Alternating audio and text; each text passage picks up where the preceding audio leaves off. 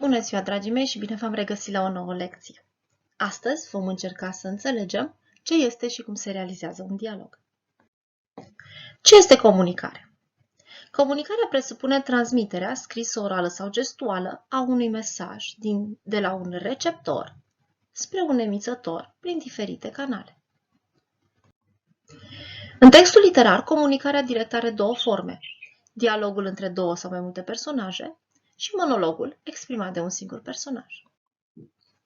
Dialogul este modul de expunere care dă convorbirea directă între două sau mai multe personaje.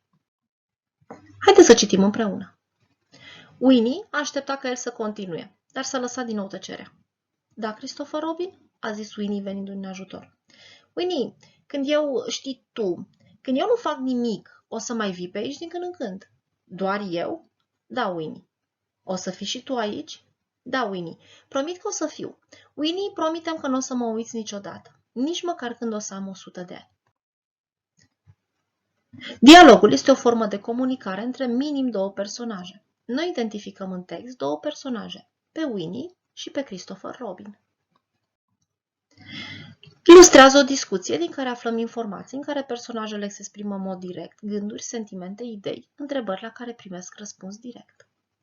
Cu puțină atenție, observăm că toate aceste elemente, mai puțin gândurile, sunt exprimate în acest text.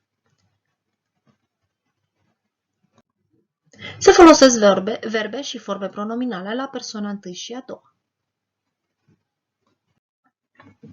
Semnele de punctuație sugerează elemente ale limbajului paraverbal, intonația sau sentimente exprimate, cum ar fi bucuria, nedumerirea sau ezitarea. În narațiune, dialogul poate fi întrerupt de construcții incidente, care sunt intervenții ale vocii narrative, arătând cine comunică sau în ce context se comunică. Noi identificăm: a zis Winnie venindu-i în ajutor. În opera literară, dialogul este o modalitate de expunere, alături de descriere și narațiune. Este prezent de obicei în genul epic sau dramatic. Poate fi identificat grafic prin prezența liniei de dialog.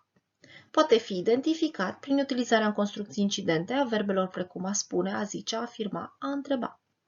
Prezența sa impune schimbarea intonației în lectură. Utilizează elemente specifice adresării directe, cum ar fi interogațiile și exclamațiile.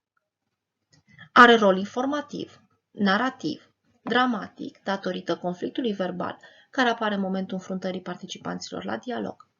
Poate contura portretul personajelor și raporturile dintre personaje. Provoacă o acțiune sau exprimă o reacție față de o realitate. Felicitări! Ai învățat să descoperi rolul dialogului într-un text literar. Nu uita să exersezi cu fiecare text citit.